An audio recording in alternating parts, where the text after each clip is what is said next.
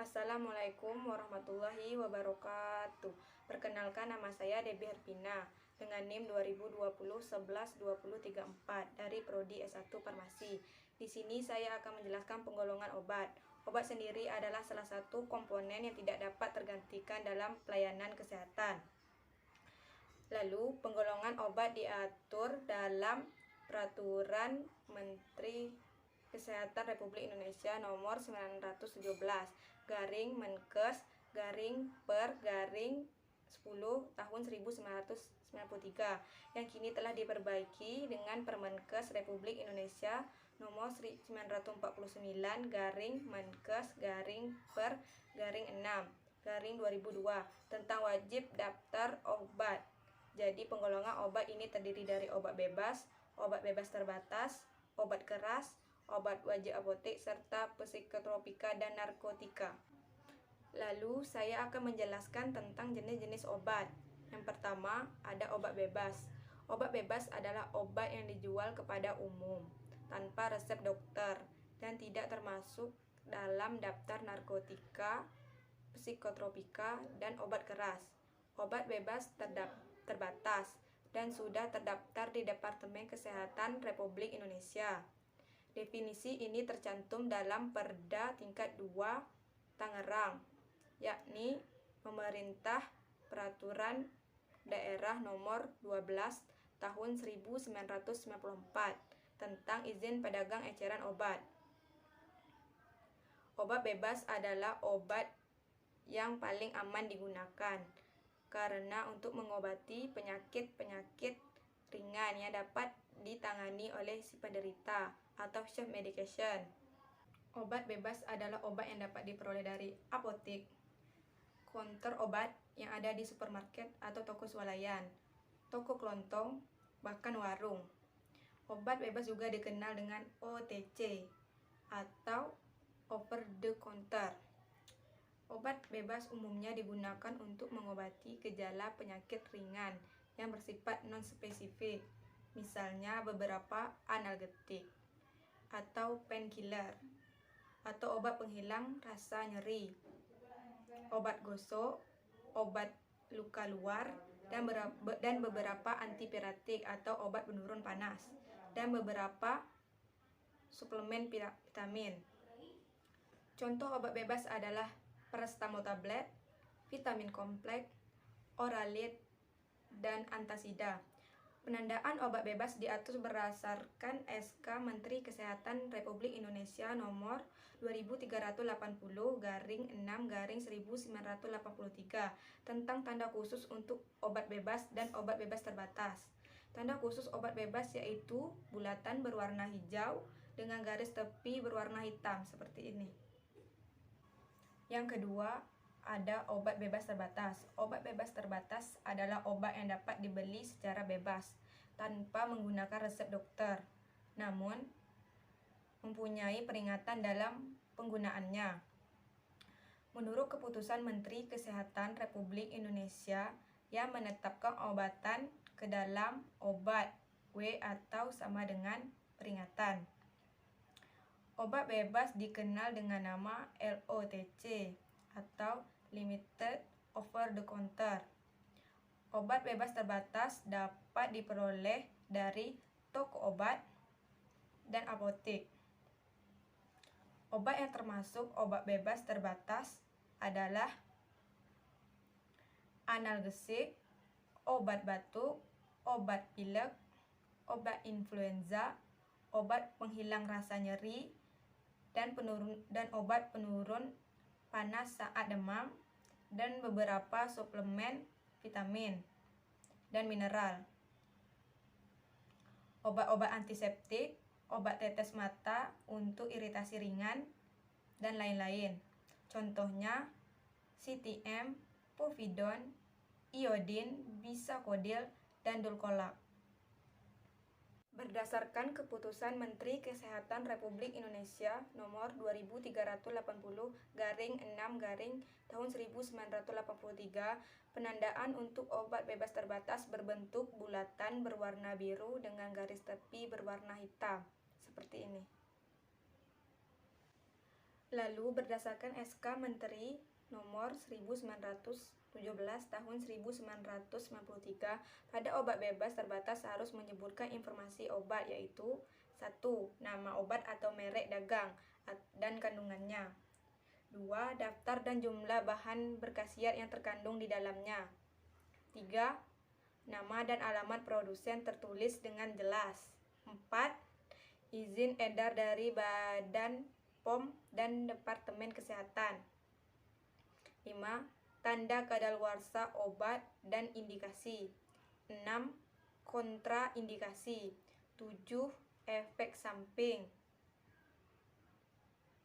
8. Petunjuk cara penggunaan. 9. Dosis dan aturan penggunaan obat. 10. Cara penyimpanan obat.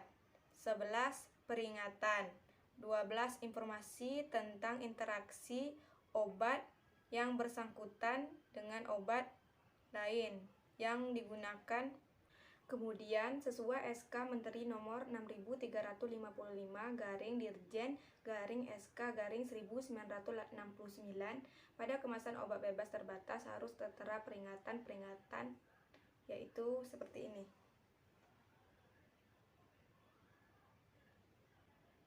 Ketiga, ada obat keras. Obat keras adalah obat yang tidak bisa dibeli secara bebas, harus menggunakan resep dokter.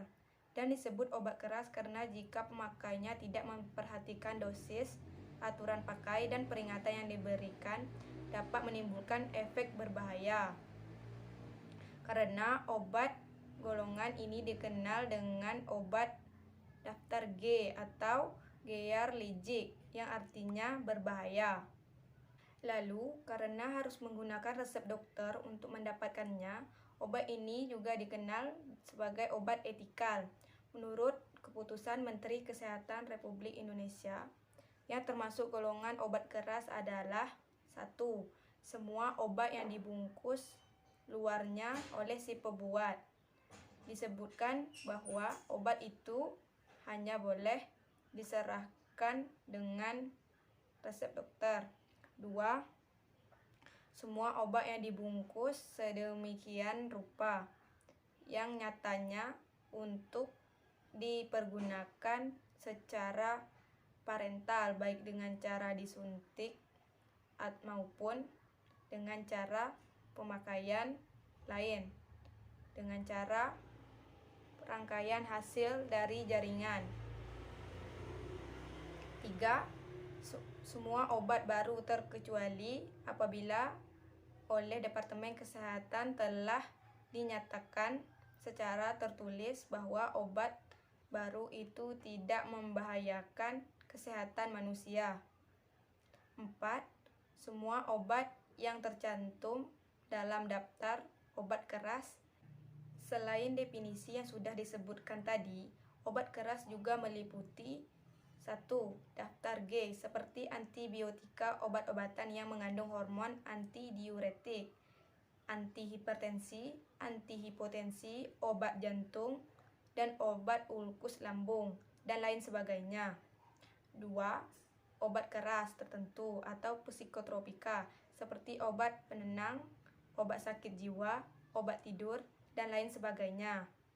3. Obat generik atau obat wajib apotik yang dapat dibeli dengan resep dokter, namun dapat pula diserahkan kepada apoteker kepada pasien di apotik tanpa resep dokter dengan jumlah tertentu. Penandaan obat keras adalah lingkaran bulat berwarna merah dengan garis tepi berwarna hitam dengan huruf K menyentuh garis tepinya seperti ini. Keempat, ada narkotika. Menurut Undang-Undang Nomor 35 Tahun 2009 tentang narkotika dan obat-obatan yang tergolong sebagai narkotika. Sedangkan narkotika sendiri adalah zat atau obat yang berasal dari tanaman atau bukan tanaman, baik sintetis maupun semi-sintetis, yang dapat menyebabkan penurunan atau perubahan tingkat kesadaran atau fungsi anestesia hilangnya rasa atau menghilangkan rasa nyeri, munculnya rancangan semangat seperti halusinasi, atau timbulnya hayalan-hayalan yang dapat menimbulkan ketergantungan bagi pemakainya. Obat golongan narkotika diawasi dengan ketat oleh Badan POM dan Departemen Kesehatan, dan apotek sendiri harus membuat laporan tentang pembelian dan penggunaan narkotika. Sedangkan narkotika sendiri terbagi menjadi beberapa golongan. Yang pertama, narkotika golongan 1, contohnya heroin, kokain, dan ganja marijuana. Kedua, narkotika golongan 2, contohnya morfin, betidin. Sedangkan narkotika golongan 3, contohnya kodein. Penandaan narkotika berdasarkan peraturan yang terdapat dalam ordonansi obat bius, yaitu palang medali merah seperti ini. Yang kelima, ada psikotropika. Menurut Undang-Undang Nomor 5 Tahun 1997, psikotropika adalah zat atau obat baik alamiah maupun sintetis, bukan narkotika yang berkhasiat psikoaktif melalui pengaruh selektif pada susunan saraf pusat yang menyebabkan perubahan khas pada aktivitas mental dan perilaku. Psikotropika disebut juga obat penenang. Obat-obatan golongan ini mulai dari pembuatan, pengemasan, distribusi, hingga penggunaannya diawasi secara ketat oleh Badan POM dan Departemen Kesehatan, yang hanya diperjualbelikan di apotek atas resep dokter. Dan apotek setiap bulannya wajib melaporkan pembelian dan penggunaan kepada pemerintah berdasarkan Undang-Undang RI Nomor 5 Tahun 1997 tentang psikotropika. Obat ini dapat dibagi menjadi 4 golongan, yaitu 1. Psikotropika golongan 1, contohnya meskalina, ekstasi, dan LSD. 2. Psikotropika golongan 2, contohnya vitamin, metamfetamin, sabu, dan Ritalin. 3. Psikotropika golongan 3, contohnya pentobarbital, amorbarbital, dan pentazocin. 4. Psikotropika golongan 4, contohnya diazepam, barbital, dan lorazepam. Penandaan obat golongan psikotropika berupa lingkaran bulat berwarna merah dengan huruf K berwarna hitam yang menyentuh garis tepinya, seperti ini. Keenam, ada prekursor. Prekursor adalah zat atau bahan pemula atau bahan kimia yang dapat dipergunakan dalam pembuatan narkotika dan psikotropika. Berdasarkan Permenkes Republik Indonesia Nomor 168/Menkes/2/2005 tentang prekursor farmasi. Prekursor farmasi adalah bahan pemula, bahan kimia yang dapat digunakan sebagai bahan baku untuk keperluan proses industri farmasi. Obat prekursor bisa dilakukan di industri farmasi, pedagang besar farmasi, lembaga penelitian, atau lembaga pendidikan. Contoh prekursor farmasi adalah anhidrida, asam asetat, kalium, permangat, asam klorida, dan isoflavon, dan lain sebagainya. Lalu ada prekursor narkotika. Prekursor narkotika adalah zat atau bahan pemula yang dapat digunakan dalam pembuatan narkotika. Lalu, menurut Undang-Undang Republik Indonesia Nomor 35 Tahun 2009, prekursor narkotika terbagi atas 1. Anhidrit, 2. piperonal, dan terakhir safrol. Ketujuh, ada obat-obat tertentu. Obat-obat tertentu adalah obat yang bekerja di sistem susunan saraf pusat, selain narkotika dan psikotropika, yang pada penggunaannya di atas dosis terapi dapat menyebabkan ketergantungan dan perubahan khas pada aktivitas mental dan perilaku. Yang termasuk obat tertentu dalam peraturan BPOM ini terdiri atas obat yang mengandung 1. Tramadol, 2. Trihexyphenidyl, 3. Haloperidol, dan terakhir dextromethorphan. Obat ini dapat diperoleh dari industri farmasi, pedagang besar farmasi, dan instalasi farmasi rumah sakit. Yang terakhir ada obat wajib apotek. Obat wajib apotek adalah obat keras yang dapat diserahkan oleh apoteker di apotek tanpa resep dokter. Peraturan tentang obat wajib apotek berdasarkan keputusan Menteri Kesehatan Republik Indonesia nomor 347 Menteri Kesehatan 7 tahun 1990 tentang daftar obat wajib apotek nomor 2 dan keputusan Menteri Kesehatan nomor 924 Menteri Kesehatan 10 tahun 1983 tentang daftar obat wajib nomor 2. Lalu ada obat yang dapat diserahkan tanpa resep dokter. Ini harus memenuhi beberapa kriteria berikut. 1.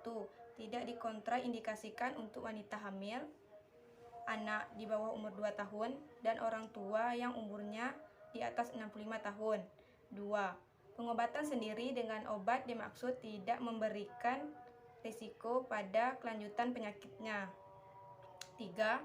Penggunaan tidak memerlukan cara dan alat khusus yang harus dilakukan oleh tenaga kesehatan. 4. Penggunaan diperlukan untuk penyakit yang valensinya tinggi. Obat bermaksud memiliki rasio khasiat keamanan yang dapat dipertanggungjawabkan untuk pengobatan sendiri. Lalu, berdasarkan keputusan Menteri Kesehatan Republik Indonesia nomor 347 Menkes SK 7 tahun 1990 tentang daftar obat wajib apotek nomor 1. Contohnya asam mefenamat, betamethasone. Kedua, berdasarkan Menteri Kesehatan RI nomor 92 Menteri Kesehatan 10 tahun 1963 tentang daftar obat wajib apotek nomor 2. Contohnya albendazole, bacitracin, sindamicin, dan dexamethasone. Lalu berdasarkan keputusan Menteri nomor 117 SK 10 tahun 1999. Contohnya allopurinol, asam fursida, diazepam, dan bromhexin. Itu tadi video pembelajaran dari saya tentang pengelolaan obat-obatan. Baiklah, terima kasih atas perhatiannya. Saya tutup. Wassalamualaikum warahmatullahi wabarakatuh. Terima kasih.